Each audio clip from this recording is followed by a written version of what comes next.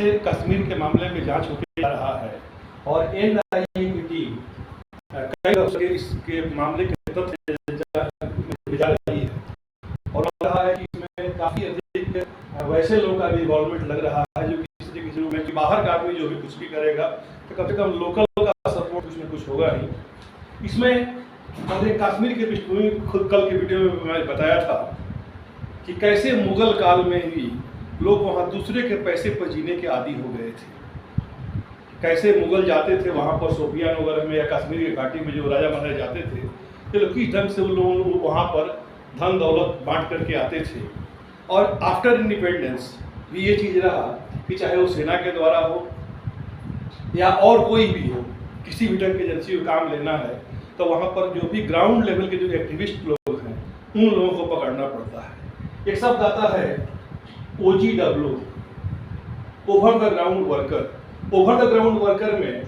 आप एक चीज़ है याद है आपको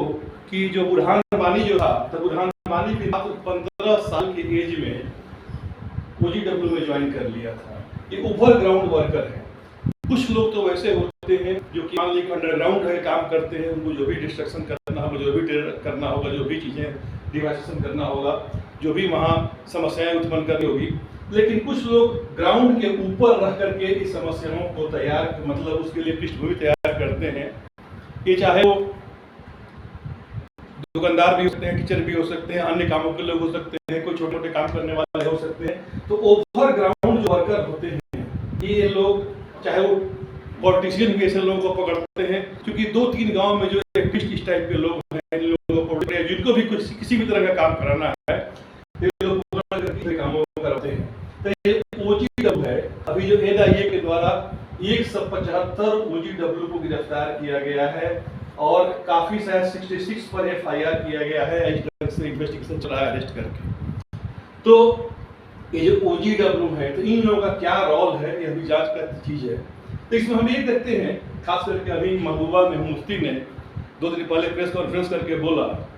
कि कश्मीर के युवकों को परेशान किया जा रहा है इन्वेस्टिगेशन के नाम पर। ये बहुत बड़ी बात है। एक हम बुक आपको याद दिलाएंगे, बुक का नाम था के फाइल बुक है और द कंस्पिरेसी ऑफ साइलेंस। इस बुक के राइटर हैं असद वसीर ने एक बुक लिखी Kashmir file the conspiracy of silence. इसमें मौदूदी के दर्शन से और कैसे जमायती जो भी वहाँ के लोग हैं वो लोग कैसे वहाँ पर सेपरेटिस्ट मूवमेंट को चलाते हैं, कैसे अपना एक मौदूदी के दर्शन से कैसे ये लोग इन लोग अलग मेंटलिटी के लोग होते हैं। और किसी से पूछिए,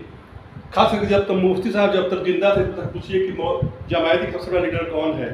तो 90s के दौर में सबसे लोग आराम से बोलते कि जो PDP के नेता जो मुफ्ती मोहम्मद सईद थे, जमायती के सबसे बड़ा नेता वही थे। तो खास करके देखते हैं कश्मीर में दो फैमिली जो है अभी, जो एक तो वहाँ मान लीजिए कि वहाँ अभी CM ही है और दूसरा है मुफ्ती का। इन मुफ्ती का फैमिली तो खास करके महबूबा मुफ्ती का इन लोगों का डायरेक्ट इन्वॉल्वमेंट ही है कि सारे लोगों के प्रति इन लोगों की सहानुभूति रहती है। और ये 2 फैमिली जो ऐसा है कि इन लोगों का वहाँ के अनस्टेबल माहौल से भी कुछ न कुछ इन लोगों का है, मतलब किसी न किसी रूप में कनेक्शन है वहाँ पर। तो इस बुक में असद वसीर की जो बुक है के file the conspiracy of silence, इसमें स्पष्ट रूप से बताया गया है कि कैसे ये टेररिस्ट PDP के नेताओं के पास आते थे, मिलते जुलते थे, उन लोगों से कैसे इन लोगों की नज़दीकी होती थी, कैसे लोग घर में आते थे, कैसे इन लोगों को छोड़ने जाते थे। इन सारे बातों को इस असद वसीर के बुक में प्रकाश डाला गया है। ये इस चीज़ को समझने के लिए काफ़ी एक अच्छी बुक है ये के file Kashmir file the conspiracy of silence. तो ये जो OGW वाले हैं तो OGW वाले से पूछताछ हो रही है और अभी वही स्थिति है कि इन लोगों का ये लोग ग्राउंड के ऊपर आके काम करते हैं। अगर किसी पॉलिटिशियन को इलेक्शन में जीतना होगा तो जो भी OGW के लोग हैं हर इसे समझने के लिए ऐसे समझिए कि हर 2-3 गाँव में एक आदमी कोई एक्टिविस्ट होगा, कोई एक्टिव होगा और उस एक्टिव आदमी को पकड़ करके आदमी उस गाँव के बारे में जो कुछ भी करना होगा करा लेगा। बुरहान वानी भी 15 साल के एज में OGW ज्वाइन किया था ओवर ग्राउंड वर्कर के रूप में और स्थिति यह हुई कि जब उसका जनाजा निकला, जब वो मारा गया तो 2 से 3 लाख लोग उसके जनाजे में शामिल थे।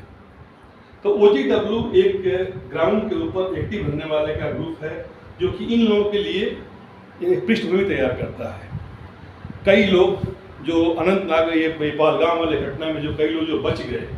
वो लोग बता रहे थे अपने इंटरव्यू में, कई चीज़ें करेक्शन जोड़ रहे हैं कि 4-5 दिन का जो हम लोगों का टाइम था, कैसे सब लोगों का बातों को कनेक्ट किए, वो चाहे खच्चर वाले हों चाहे और सब लोग हों, तो सारे लोगों को बातों को कनेक्ट करने के बाद से जानकारी मिल रही थी कैसे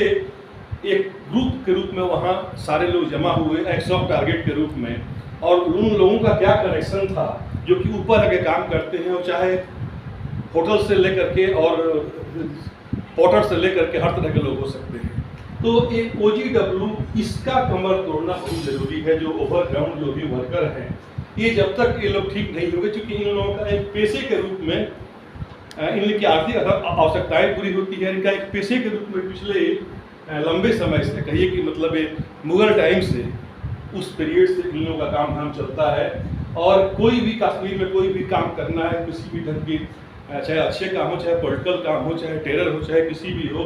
इन्हीं लोगों के द्वारा ये फंडिंग होती है, ये लोग पैसा लेते हैं जो ओवरग्राउंड वर्कर हैं। ये लोग कोई, क्योंकि समझने वाला इन लोगों को समझ लेता है,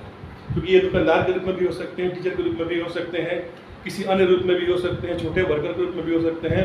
प्राइवेट एम्प्लॉय के रूप में भी हो सकते हैं। तो ये लोग हर जगह ये लोग एक्टिव रहते हैं, और इन लोगों पर अंकुश लाना जरूरी है, खास करके OGW वाले पर। Thank you.